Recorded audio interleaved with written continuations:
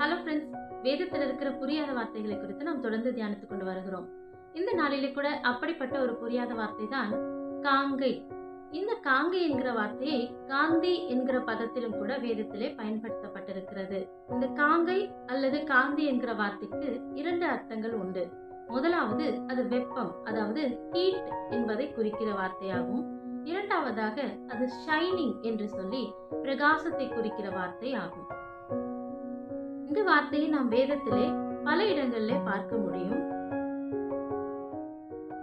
இந்த வார்த்தைக்கான எபிரேய பதம் கோரேப், CHOREB. இந்த வார்த்தைக்குரிய கிரேக்க பதம் தெர்ம், THERM, தெர்ம் அல்லது தெர்மோ.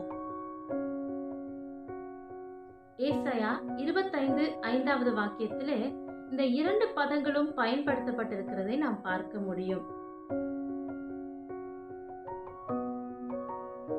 அடுத்தபடியாக ஆதியாகமம் 8:22 வாக்கியத்திலே உஷ்ணம் என்கிற பதத்திலே இந்த வார்த்தை பயன்படுத்தப்பட்டிருக்கிறது. மூன்றாவதாக சங்கீதம் 19:6 வாக்கியத்திலே அது வெயிலினுடைய அந்த வெப்பத்தை குறிக்கும்படியாய் பயன்படுத்தப்பட்டிருக்கிறது. இந்த வார்த்தையிலிருந்து இன்றைக்கு கர்த்தர் நமக்கு என்ன கற்றுக் கொடுக்கிறார் என்று பார்த்தோமானால், சூரியனுக்கு இரண்டு தன்மைகள் உண்டு. அதாவது, ஒன்று, அது வெப்பத்தை கொடுக்கிறது. இரண்டாவது, உலகிலேயே மிக பெரிய பிரகாசம் உள்ள ஒரு சுடராக இந்த சூரியன் காணப்படுகிறது.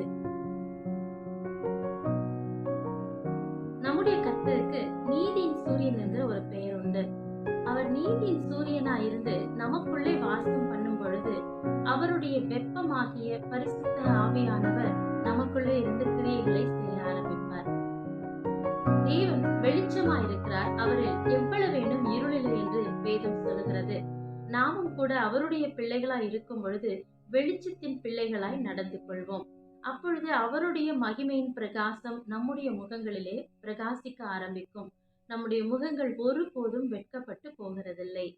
சாத்ராக், மேஷாக், ஆபேத்நேகோ என்பவர்களை அந்த 7 மடங்கு அக்கினி சூளையிலே போட்டார்களாம். சூளை 7 மடங்காக இருந்தால் என்ன, 8 மடங்கா இருந்தால் என்ன, அந்த 3 பேர் மத்தியிலே 4வதாக அதை காட்டிலும் பிரகாசமான ஒருவர் இறங்கி வந்தார். அதனாலே அந்த உலகத்தின் அக்கினி அவர்களை எவ்வளவேனும் பட்சிக்க முடியவில்லை. இன்றைக்கு சோதனை என்கிற அக்கினிக்குள்ளே சிக்கி கொண்டிருக்கிறீங்களா? உங்களுடைய சூளையும் கூட 7 மடங்கு சூடாக்கப்பட்டிருக்கிறதா? சோர்ந்து போகாதீங்க. சூளைக்குள்ளே நீங்கள் மாத்திரமில்லை, உங்கள் கரங்களை பிடித்துக் கொண்டு கர்த்தர் உங்களோடு கூட நடந்து கொண்டிருக்கிறார். உங்களுடைய பிரகாசம் பெரிதா இருக்கும்படியால் அந்த சூளையிலிருந்து வெளியே கொண்டு வந்து உங்களை சுற்றி இருக்கிற எல்லா மக்களுடைய பார்வைக்கும் உங்களை ஆச்சரியமான விதமாய் நிறுத்துவதற்காகத்தான் இந்த சூழ்நிலையை கடந்து சென்று கொண்டிருக்கிறீர்கள். வெற்றி நிச்சயம் உங்களுக்குத்தான். நீங்கள் வெளிச்சத்தின் பிள்ளைகளாய் இருக்கிறீர்கள். ஆமென்.